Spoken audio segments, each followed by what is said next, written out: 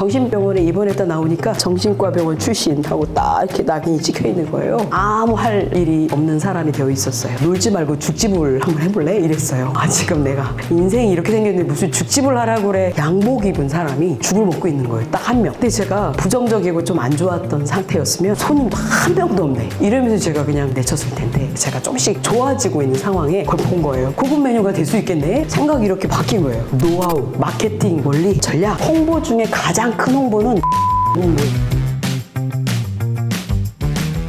귀한 자리 초대해 주셔서 감사합니다. 여러분들 본죽은 좀 아실 것 같아요. 성공한 브랜드라고 하는데 해 가고 있는 중이지 완성된 브랜드는 아닙니다. 제가 지금 하고 있는 일은 본죽을 세계로 갖고 나가서 다른 나라에 오픈하는 일을 주로 하고 있어요. 처음에는 죽이 이렇게 잘 될 줄 몰랐습니다. 먹고 살기 막막할 때 시작됐던 브랜드예요. 한 그릇 꿈이라고 이번에 제목을 붙였는데 한 그릇에 제 꿈을 담고 막막한 기분으로 확신도 없이 시작했었어요. 근데 지금 이렇게 잘 되고 또 한식을 대표하기도 하고 어려운 이유 돕기도 하고 개인적으로 이제 선교사님을 돕기도 하고 그런 브랜드로 지금 이렇게 쓰이고 있거든요. 제가요 많이 아팠어요. 아파서 신경정신과 병을 막 들락거리고 그리고 또 너무 가난해서 아실 분도 있을 수 있는데 숙대 있고 호떡 장사를 했었습니다. 그 시간들이 돌이켜보니까 그때 그 시간이 필요했어요. 고난이 다 나쁜 건 아닌 것 같더라고요. 꿈이 생기는데 결핍이나 고난이나 아픔이나 그 부족함은 굉장히 중요한 토양같이 돼요. 우리 둘 다 막 지방 출신이다 보니까 서울이든 어디든 다녀도 일자리도 현찮고 뭘 해도 안 되고 저희 남편이 발바닥 신발이 몇 컬레 달 정도로 서울 지리 익히느라고 서울 시내를 다 걸어 다녔다 그래요. 시골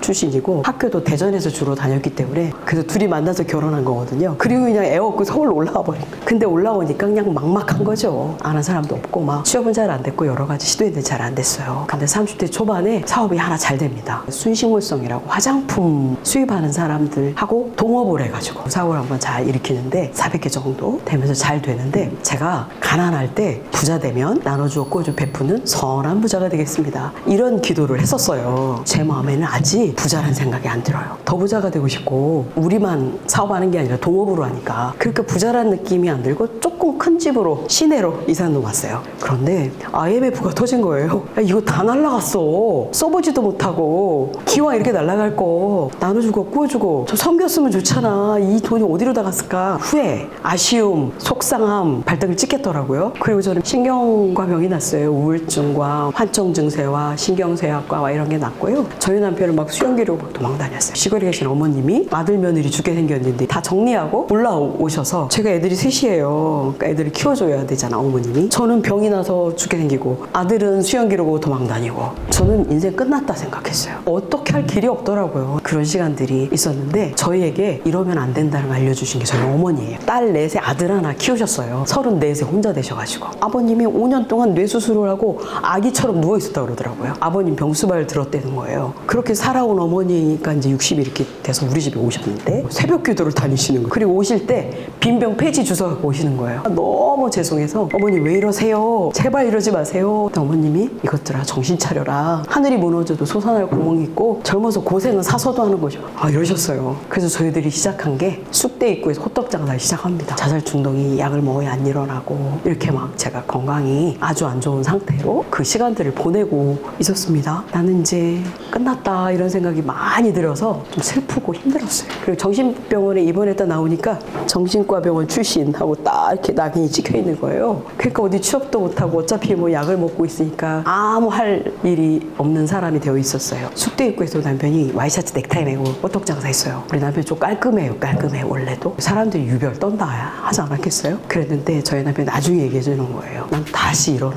거야. 엄마를 봐서라도 다시 일어나야 돼. 내가 나를 방치하고 나를 함부로 하면 난 다시 못 일어나. 이런 생각이 들었대요. 자기가 좋은 회사 사장일 때하고 똑같이 꽃도 500원짜리 팔아도 반듯하게 하고 파는 게 내가 다시 재기할 수 있을 거라고 생각하고 그렇게 했다고 그러더라고요. 이미 망했을 때 초토화 됐었잖아요. 어머니의 긍정적이고 어려움 앞에서 무너지지 않는 그런 것들을 우리 남편이 본받은 거예요. 전 그걸 알겠더라고요. 그렇게 2년 정도 했던 것 같아요. 그리고 막 꿀떡개비라고 포장마차에 브랜드를 붙였어. 그래서 호떡 장사 했고요. 다음에 한 게 요리학원에서 설거지. 저희 남편은 요리학원에서 식당을 오픈하는 컨설팅 회사 친구하고 둘이 같이 또 거기도 동업을 하러 들어갔어요. 그리고 저는 정신과 병을 앓은 상태에서 갔기 때문에 중요한 일 할 수 없어요. 설거지하고 재료 다듬고 청소하고 냉장고 정리하고 요리사 심부름하고 매일 죽고 싶었어요. 그런데 제가 죽을 수가 없더라고요. 3명이 애들이 있잖아요. 남편 친구 그 사장님이 나가래. 나보고. 너무 섭섭하고 너무 서럽고 속상하고 막 그랬습니다. 그게 저한테 좋은 계기가 돼요. 병든 아내를 데리고 온 친구를 맞아줬잖아요. 사실은 너무 고마운 분이에요. 그리고 제가 거기서 나오면서 본죽을 만들거든요. 그러니까 그분이 내친 것도 사실 나한테 복이 된 거예요. 화라고 생각하는데 나중에 이제 복으로 바뀌는 경우가 많아요. 저희 남편도 되게 고마웠어요. 나를 포기해주지 않은 거. 부부는 아플 때나 기쁠 때나 슬플 때나 함께하는 게 부부인 거잖아요. 친구한테 이 병든 아내 여기서 좀 같이 일을 하게 하면 어떨까라고 할 때 얼마나 힘들었을까요? 근데 그걸 했고 그 친구는 받아줬고 그래서 제가 거기서 일한 거예요. 근데 나가라고 할 때는 받아준 고마움 다 잊어버리고 나가라는 것만 섭섭한 거예요. 아니 막 이러면서 속상했어요. 근데 남편이 식당 컨설팅을 했으니까 돈을 놓은 사람이 죽집하면 좋겠다라고 생각을 했던 것 같아요. 놀지 말고 죽집을 한번 해볼래? 이랬어요. 죽집 같은 소리 좀 하지 마. 지금 내가 인생이 이렇게 생겼는데 무슨 죽집을 하라고 그래. 이러면서 제가 막 화를 냈어요. 한국에 오래된 유명한 죽집 몇 개 있더라고요. 충무로랑 여의도에 가봤더니 양복 입은 사람이 죽을 먹고 있는 거예요. 딱 한 명. 근데 제가 부정적이고 좀 안 좋았던 상태였으면 손님도 한 명도 없네. 이러면서 제가 그냥 내쳤을 텐데 제가 조금씩 좋아지고 있는 상황에 그걸 본 거예요. 고급 메뉴가 될 수 있겠네? 생각이 이렇게 바뀐 거예요. 한번 해봐? 이런 생각이 들었어요. 노하우는 네가 만들어. 이러는 거예요. 제가 어떻게 만들어요? 요리사도 아닌데. 근데 제가 무슨 용기가 났는지 요리 학원에서 막 계속 봤잖아요. 나도 할 수 있어. 이런 말을 나도 모르게 한 거예요. 요리 학원에서 설거지하면서 봤던 게 막 떠오르는 거예요. 요리 가리키던 거, 레시피 만드는 거, 계량화하는 거, 표준화하는 거, 재료를 냉장고에다 보관하는 거 3년 하면 거의 서당계 수준이 됩니다. 저는 그걸 배우려고 한 적이 없어요. 제 인생에 도움이 될 거라고 생각해 본 적이 없어요. 근데 그게 나한테 학습이 된 거예요. 꺼집어내면서 노하우를 만들었어요. 제가 15가지. 놀랍죠? 다른 지혜와 또 많은 돕는 손길들이 있었다고 저는 믿습니다. 그래서요 그걸 가지고요 교회 권사님이신데 어디 지금 매장이 비어있는데 가볼려? 가봤더니 2층에 얼마나 바닥이 끈적거리고 지저분해. 돈이 없으니까 보증금이나 권리금은 다 깎아주시고 목돈으로 내야 될 거를 월세로 바꿔서 오픈하도록 도와주셨어요.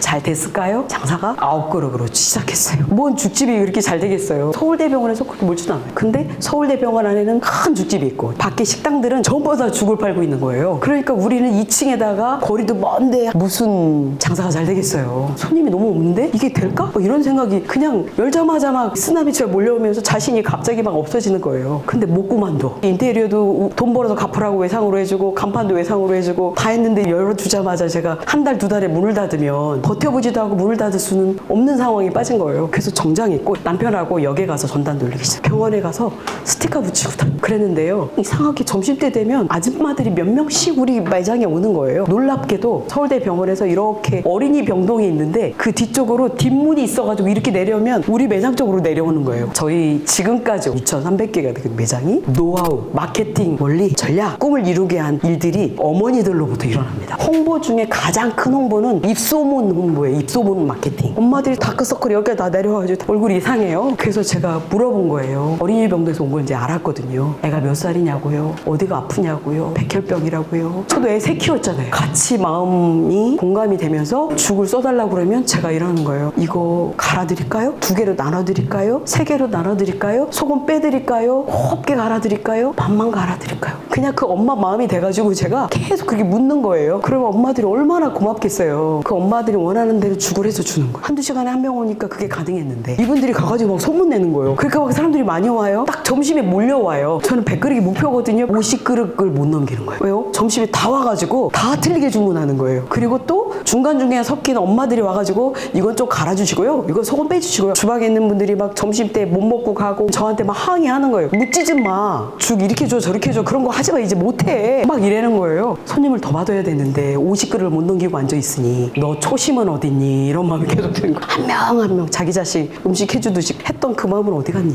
이럴 때 제가 한 일은 맨날 저녁에 남아서 연습하는 거예요. 테이블 8개인데 이렇게 시키고 저렇게 시키고 이렇게 시키면 나는 어떻게 할 건가? 손님 안 기다리고 먹고 가게 하는 하는 게 가장 중요한 숙제가 목표였었어요. 그거를 막 준비를 했던 거예요. 그랬더니 조금씩 되는 거예요. 그랬더니 이렇게 막 여러 장이 나왔어요. 그게 뭐가 된 줄 아세요? 그걸 매뉴얼이라고 그래요. 그게 본죽이 가맹 사업을 하는데 전 세계에 똑같은 맛으로 16나라에 나가 있고요. 제품으로도 만들어졌어요. 파우치 죽으로 대표 먹는 걸로. 그것도 11나라에 나가 있어요. 이런 일들이 매일 그만두고 싶었을 때 50그릇을 못 넘기고 헤맬 때 손님 안 기다리게 하려고 연구하고 또 실습하고 연구하고 실습하고 그때 그 연습하에서 써놓은 그것들이 전 세계로 가는 매뉴얼이 됩니다. 달인이 되어 있어요. 죽의 달인. 200그릇을 쳐내는 사람이 되어 있었어요. 사람은 집중하면 다 됩니다. 자기 일에 능한 자가 되셔야 돼요. 무엇이든지 달인이 되셔야 돼요. 제 인생에 어떤 일이 벌어지냐면 VJ 특공대가 그때 시청률 1위일 때예요. PD가 줄선 죽집을 보고 와서 먹은 거예요. 그리고는 진짜 맛있는데 방송에 내보내도 되냐고 연락이 왔어요. 저는 10원도 안 드리고 광고를 하게 된 거예요. 그랬더니 먹겠다는 사람 한 줄, 죽집을 내겠다는 사람 한 줄, 전국에서 몰려왔어요. 1년 내내 남아서 연습하며 이걸 만들어 놓지 않았으면 죽집을 내겠다는 사람들 더 내줄 수 있는 노하우를 가진 거예요. 근데 제가 내주기 싫었어요. 저희 남편은 기회가 왔는데 해야지. 축복은 혼자 잘 먹고 잘 사는 게 아니요. 하나님 뜻일 거예요. 이렇게 얘기했어요. 그게 제가 갑자기 마음이 약해져가지고 사업이 시작이 됐어요. 선한 부자가 되고 싶은 마음이 제게 있었잖아요. 1호 전부터 저희 매장에서 멀지 않은 곳에서 어떤 목사님이 노숙인들 밥을 주고 있었어요. 우리는 밥 장사잖아요. 그러니까 이렇게 보니까 멀리 갈 거 없네. 저기 가서 좀 도우면 되겠다. 장사가 처음에 잘 될 때가 아니니까 제가 가지고 있는 게 쌀, 김치 있었어요. 김치 몇 포기, 쌀 한 바가지 들고 그 노숙인한테 갔어요. 처음에야 잘 못했던 가난해서 에어컨 통 끌어다닐 때 축복 주면 이렇게 하며 살겠습니다. 나 그렇게 살고 싶어요 라고 했던 간절한 소원, 간절한 열망, 꿈이 이루어지기 시작한 게 대학로 1호전부터입니다. 하나님이 저에게 준 축복, 이 축복은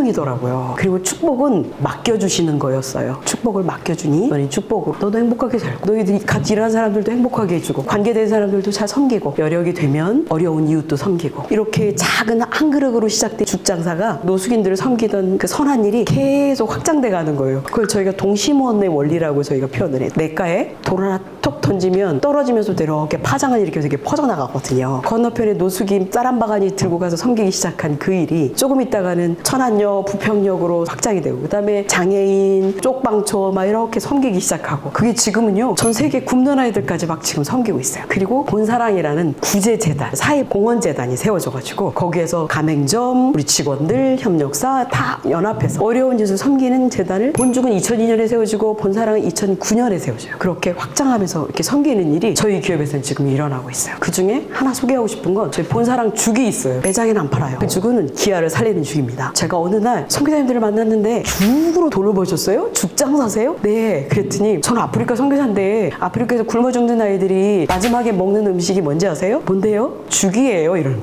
밀가루든 옥수가루든 그냥 막 끓여가지고 풀처럼 만들어서 입에 이렇게 붙여준 죽어가는 아이들에게 입에다. 그때 제가 갑자기 그냥 뭔가 제가 해야 될 일을 딱 알게 된 느낌이었어요. 그때부터 제가 기아들을 살리는 죽을 연구해요. 찬물이든 무슨 물이든 뜨거운 물이 상관없이 물만 부으면 이 가루가 죽이 돼버려. 물을 많이 부으면 못 먹는 애들이 물로 마실 수 있게도 되고 또 어른들은 거기다 뭐 시리얼이나 밥이나 뭐나 섞어서 먹으면 식사 대용도 될 수 있고 그 이름을 본사랑 죽이라고 이름을 붙여요. 우크라이나 전쟁터에도 2톤이 갔고 지금 재난 나면은 선교사님들이 그걸 다 갖고 가서 그 지역에 살리는 생명의 죽으로 쓰이고 있어요. 저희는 이제 소비자를 잘 섬겨야 돼요. 죽 한 그릇으로 소비자 만족을 해줘야 돼요. 소비자는 돈 내고 와서 먹잖아요. 여러분이 먹으면 한 그릇에 10원, 20원은 본사랑으로 와서 세계 굶는 아이들을 살리는 죽이 되는 거예요. 다 같이 하는 거예요. 소비자가 만족하고 기뻐하게 먹어요. 제가 아무리 선한 일을 한다고 해도 제가 맡은 일이 뭐예요? 죽장사잖아요. 죽장사를 잘하는 거예요. 그게 가장 잘 섬기는 거예요. 돈 받고 만족하게, 기쁘게, 배부르게, 감사하게, 건강하게 먹는 음식 만드는 게 첫 번째 섬김입니다. 그리고 같이 일하는 직원들, 협력사들, 가맹점 사장님들 또 하나의 섬김의 대상이에요. 그리고 그분들하고 잘하고 나서 수익이 남으면 소자라고 말해요. 어려운 이웃, 자기 힘으로 어떻게 할 수 없는 이웃들, 저희 음식 장사니까 먹는 걸로 섬겨요. 자기들이 잘하는 걸로 섬기는 게 제일 잘하는 거예요. 죽 한 그릇 팔아서 비용에 나온 일부들이 모여져가지고 이런 일들을 다 하고 있는 거예요. 저의 꿈은 가난에서 생겼습니다. 선한 부자, 선한 정직이, 자선사업가 이런 꿈이 생겼었는데 그게 다 여전히 있더라고요. 고난이 저한테는 참 유익했어요. 고난 때 꿈도 생겼고 고난 때 새로운 거 알게 되었고 아픈 사람 마음도 알게 되었고 또 시작은 다 미약했어요. 근데 그곳에서 잘한 거 하나는 포기하지 않은 거예요. 견딘 거예요. 그러니까 끝까지. 그리고 제 일에 집중한 거예요. 활 쏠 때 집중해서 쏘아야 명중을 딱 하잖아요. 다 기웃기웃하고 집중 안 하고 명중을 어떻게 하냐고요. 자기 일에 집중하셔야 돼요. 자기 일에 능한 자가 되어야 해요. 그럴 때 그 기회는 계속 커져요. 맨날 포기하고 싶었어요, 진짜. 저는 아마 100번도 더 포기했었을 거예요. 집에 아이들이 없었다면. 많은 분들의 도움으로 여기까지 왔습니다. 아직 과정 중이에요. 꿈을 이뤄가는 중입니다. 전 세계 굶는 사람들이 없는 날이 오기를 바라며 열심히 일해보겠습니다. 잘 들으셔서 감사드려요. 고맙습니다.